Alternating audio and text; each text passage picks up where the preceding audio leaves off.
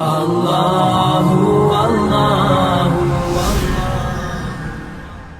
ہر شخص کے حصے میں، ہر شخص کے حصے میں میرے نبی پاک نے عزت لکھی. ہر شخص کے حصے میں رسول پاک نے وقار.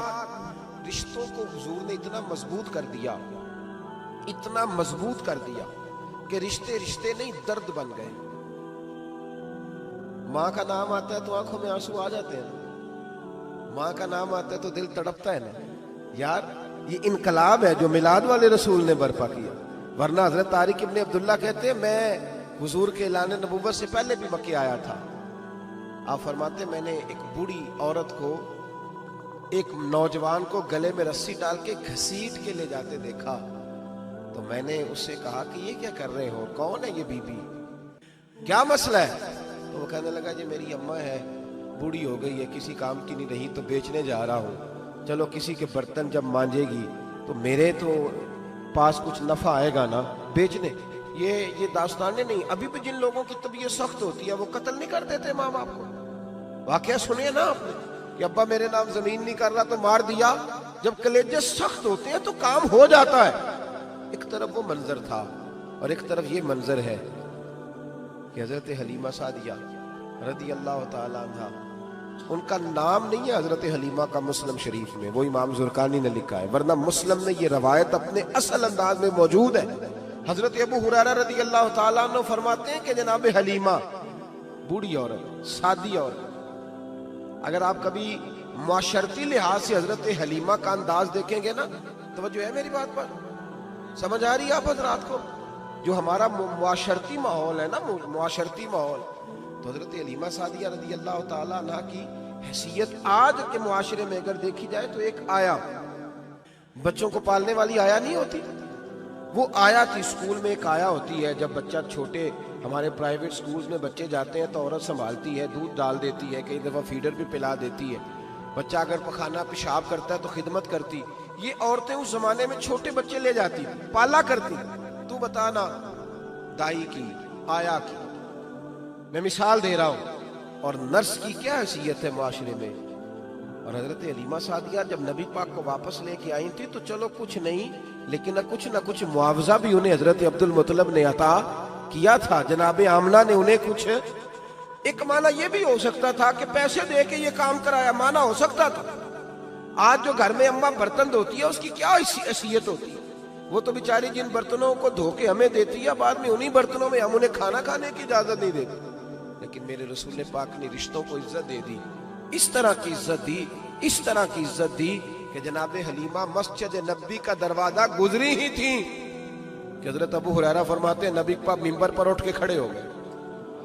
رسول پاک کھڑے ہوئے، نبی پاک.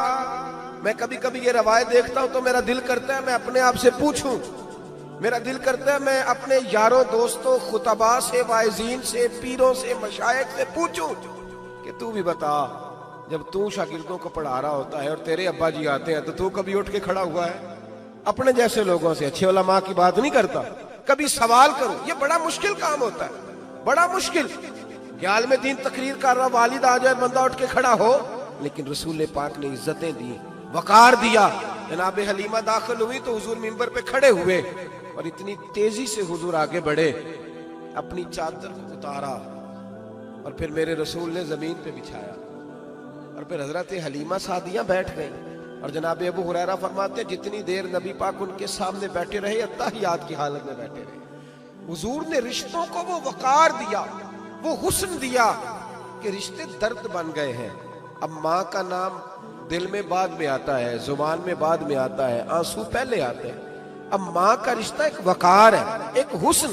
الحاوی للفتاوی میں امام جلال الدین سیوطی رحمت اللہ لکھا ہے فتح مکہ کے بعد نا کمال ہو گیا. وَرَأَيْتَ النَّاسَ يَدْخُلُونَ فِي دِينِ اللَّهِ أَفْوَاجًا، فوجوں کی فوجیں دین میں آ گئی. ایک زمانہ تنہائیوں کا ہوتا ہے، ایک عروج کا ہوتا ہے. عروج کے زمانے میں بڑے تعلق، بڑے رش، بڑی باتیں. اب حال یہ تھا فتح مکہ کے بعد کہ پہلے تو ایک آدھ آدمی کلمہ پڑھتا تھا، فوجوں کی فوجیں آتی.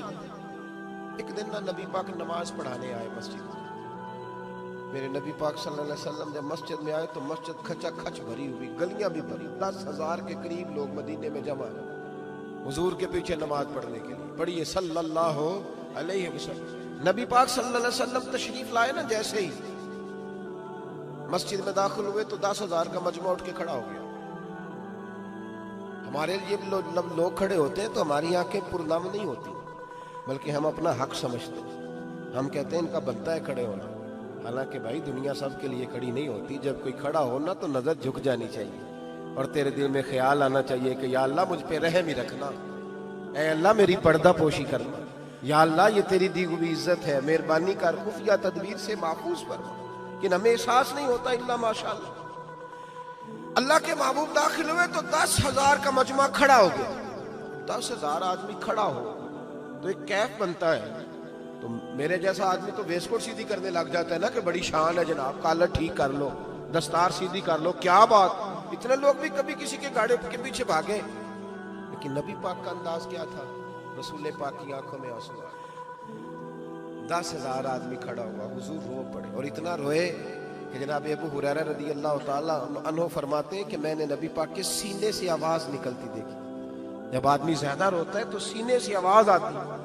हुजूर रोए कि सीने से आवाज आई। आप फरमाते हैं फिर हुजूर ने आंसू पूछे, फिर नमाज मुकम्मल हुई। जब लोग चले गए तो हज़रत अबू बकर सिद्दीक उठ के करीब गए, कहा या रसूल अल्लाह सल्लल्लाहु अलैहि वसल्लम, आज कोई वजह नहीं थी रोने की, आप आए हैं और रोना शुरू कर दिया। तो मेरे महबूब फरमाने लगे, आज जब मैंने अपनी वो शानें देखी, वो मकाम देखा, तो मुझे अपनी अम्मा की याद आ गई। माँ की याद, रिश्तों को वो इज्जत दी, वो वकार दिया, वो हुस्न दिया। कहाँ नमाज के लिए लोगों का खड़ा होना और कहाँ अम्मा की बात छेड़ देना। मेरे हबीब फरमाने लगे, मुझे अपनी अम्मा आमिना की बात याद आई। मेरी माँ ने तो वो दौर देखा था जब वजूद पे कपड़े भी पूरे नहीं थे, दिल करता था आज अम्मा मौजूद होती, मैं नमाज पढ़ाने आता, अल्लाह अकबर कह के नियत बांधता, सुबहानक अल्लाह के बाद सूरह फातिहा पढ़ता और सूरह फातिहा मुकम्मल पढ़ लेता कि मेरी अम्मा अम्मा को कोई काम याद आता। वो पर्दा सिरका के कहती, बेटा मोहम्मद मेरी बात तो सुनना। तो महबूब फरमाते, अल्लाह की इज्जत की कसम मैं नमाज छोड़ देता, पहले माँ की बात सुन के आता। मैं छोड़ देता नमाज। वकार दे दिया, वकार, वो हुस्न बख्शा, वो तवानाई बख्शी। कहते पहले तो ये हुजूर रो रहे थे ना, जब हुजूर ने वजाहत की तो फिर सारे रोने लग गए, फिर सब रोने लग गए, फिर अपना अपना दर्द, अपना अपना ज़ौक़, अपना अपना शौक। क्यों नहीं तू माँ को इज्जत देता? क्यों नहीं तू चंद घड़ियां बाप को टाइम देता?